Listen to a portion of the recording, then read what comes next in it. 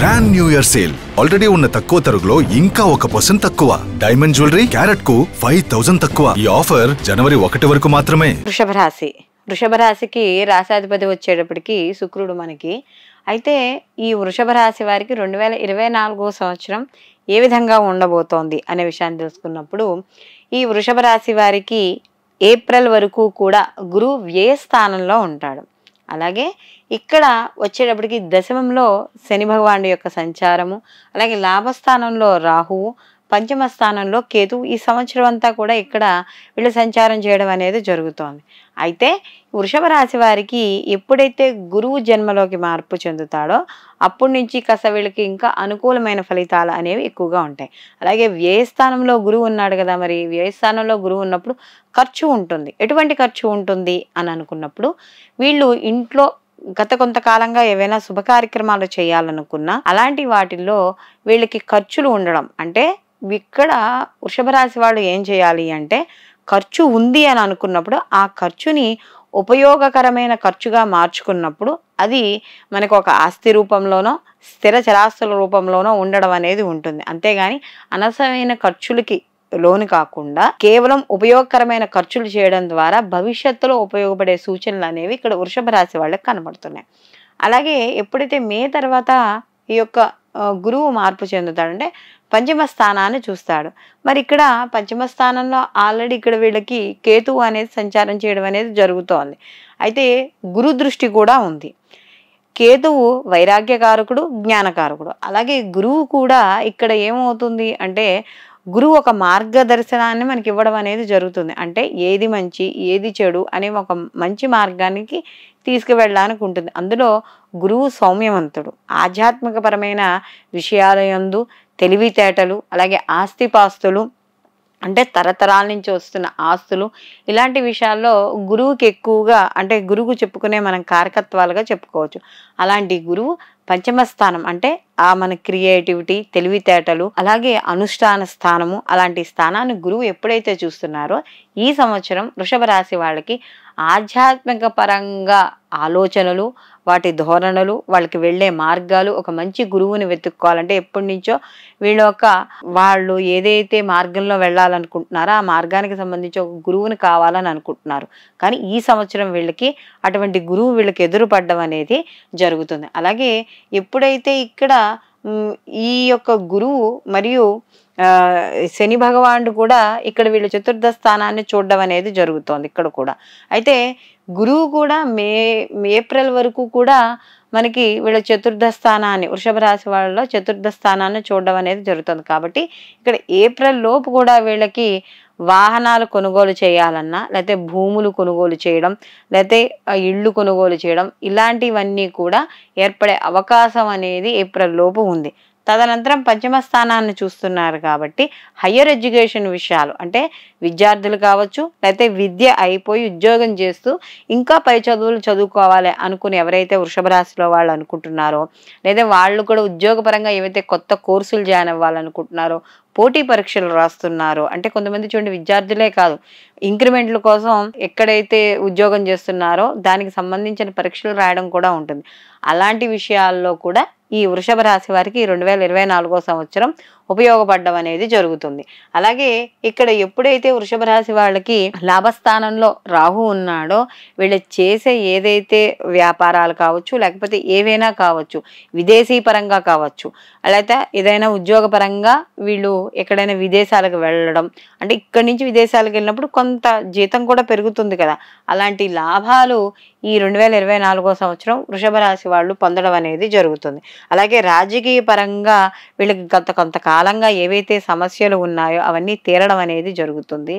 మరియు వీళ్ళకి దశమ స్థానంలో శని ఉన్నాడు కాబట్టి చిన్న చిన్నవి ఉంటాయి, కానీ ఇక్కడ గురుబలం ఎప్పుడైతే పెరుగుతుందో అప్పటి నుంచి ఆ సమస్యలు కూడా తగ్గుతాయి. అలాగే ఆర్థికపరమైన విషయాల్లో కూడా వీళ్ళకి కాస్త ఊరట లభించడం అనేది జరుగుతుంది. గత కొంతకాలంగా ఏదైతే వివాహ శుభ కార్యక్రమాలు చేయాలనుకుంటున్నారో అవన్నీ కూడా ఈ వృషభ రాశి వాళ్ళకి పూర్తి అవ్వడం అనేది జరుగుతుంది. అయితే ఎప్పుడు తర్వాత అనుకుంటే, ఎప్పుడైతే మే తర్వాత నుంచి ఈ రాశిలో ఎవరైతే వివాహం కాని స్త్రీలు కానీ పురుషులు కానీ ఉన్నారో వాళ్ళకి తప్పకుండా వివాహం అయ్యే సూచనలు మాత్రం ఇక్కడ మనకి కనబడుతున్నాయి.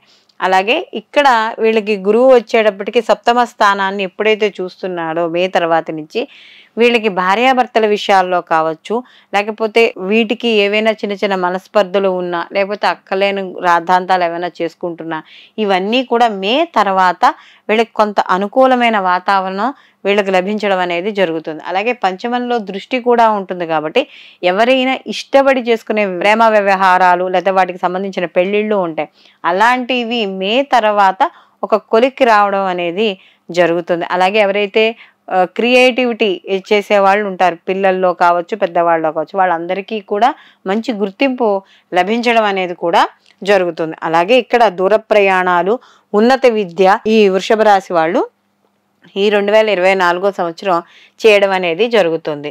అయితే ఇక్కడ ఎప్పుడైతే దశమంలో రవి ఉన్నాడో, ఇక్కడ దశమంలో రవి ఉన్నప్పుడు మధ్య మధ్యలో ఉన్నత అధికారులు, పై అధికారులు ఎవరైతే ఉన్నారో వాళ్ళ నుంచి మీరు ఎంత కష్టపడినా కూడా అక్కడ మీరు అనుకున్న స్థాయిలో గుర్తింపు లభించలేదు అనే ఒక అసంతృప్తి భావన అనేది ఈ వృషభ రాశి వాళ్ళకి ఈ సంవత్సరంలో ఉంటుంది. కానీ అది ఎక్కువ కాలం ఏం కాదు. మధ్య మధ్యలో మీకు ఈ మిగతా గ్రహాల యొక్క మార్పు చెందడం వల్ల, గ్రహ సంచారం వల్ల మీ యొక్క గుర్తింపుని తప్పకుండా ఈ సంవత్సరం మీ పై అధికారులు గుర్తించడం, దానికి తగ్గ సన్మానాలు సత్కారాలు జరిగే అవకాశం కూడా ఇక్కడ మనకి సంవత్సరం అనేది కనబడుతోంది. అలాగే ముఖ్యంగా ఇక్కడ మే తర్వాత నుండి కూడా ఎప్పుడైతే ఈ మనకి ఈ ఏవైతే 1, 5, 9 ఈ గురువు వల్ల యాక్టివేట్ అవుతాయో, అంటే ఇక్కడ ఈ పంచమ స్థానం మళ్ళీ నవమ స్థానం ఎప్పుడైతే యాక్టివేట్ అవుతాయో, యాక్టివేట్ అయినప్పుడు మీకు తప్పకుండా మీ భాగ్యస్థానం ఎప్పుడైతే యాక్టివేట్ అయిందో అప్పటి నుంచి కూడా మీకు కొన్ని అనుకోని ఆకస్మిక ధనలాభాలు కావచ్చు, లేకపోతే మీరు ఎక్స్పెక్ట్ చేయనివి, లేకపోతే ఎక్కడైనా మీరు షేర్స్లో కానీ వాటిలో పెట్టుబడులు ఏమైనా పెట్టి ఉండొచ్చు, అవి అనుకోకుండా డబ్బులు కలిసి రావడం, ఇలాంటివి కూడా ఎక్కువగా వచ్చే అవకాశం అనేది కనబడుతుంది. ఈ రాశిలో ఎవరైతే స్త్రీలు ఉన్నారో వాళ్ళందరికీ కూడా అనుకూలంగా ఉంది. అయితే ఇక్కడ కొన్ని రహస్యమైన విషయాలు అనేవి ఉంటాయి కొన్ని జీవితంలో.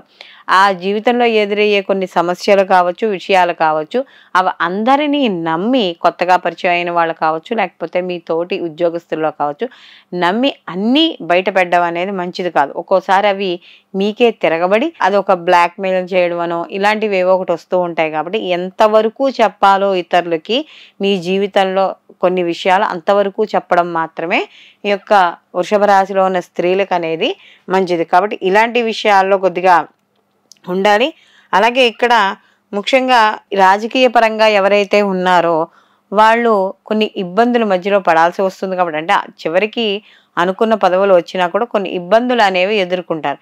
అలాంటి ఇబ్బందుల నుండి బయటపడాలంటే తప్పనిసరిగా వీళ్ళు దుర్గా ఆరాధన అనేది ఎక్కువగా చేయాలి.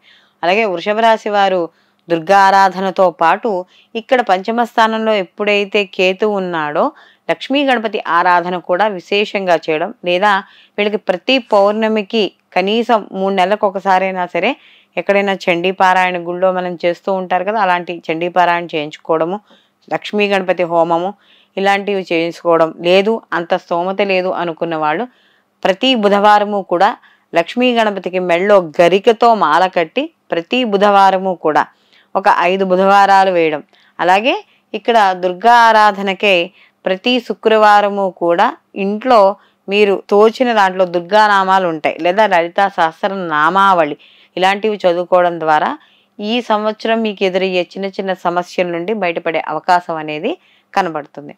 సర్వేజన సుఖినో భవంతు, లోకా సంస్థ సుఖినో భవంతు. పదాలు తెలియని పెదవులకు అమృత వాక్యం అమ్మ. సంతానలేమి సమస్యతో బాధపడుతున్న ప్రతి స్త్రీమూర్తి బాధను మేము అర్థం చేసుకోగలం. 49 వరల్డ్ బెస్ట్ ఎంబ్రియాలజీ ల్యాబ్ మరియు జిల్ట్రిక్స్ అలారం సిస్టాన్ని మొట్టమొదటిసారిగా ఏపీ మరియు తెలంగాణలో ఈ నెల 9న ప్రముఖ సినీ నటి స్నేహ, స్పెయిన్ దేశానికి చెందిన international senior embryologist Javier Herrera గారు ప్రారంభించారు. ఈ శుభతరుణంలో రక్త పరీక్షలు, AMH test, RBS, semen analysis, ultrasound scan, follicle scan ఈ నెల 31 వరకు ఉచితంగా అందిస్తుంది. 49 49 అంటే సంతానం, 49 అంటే సంతోషం.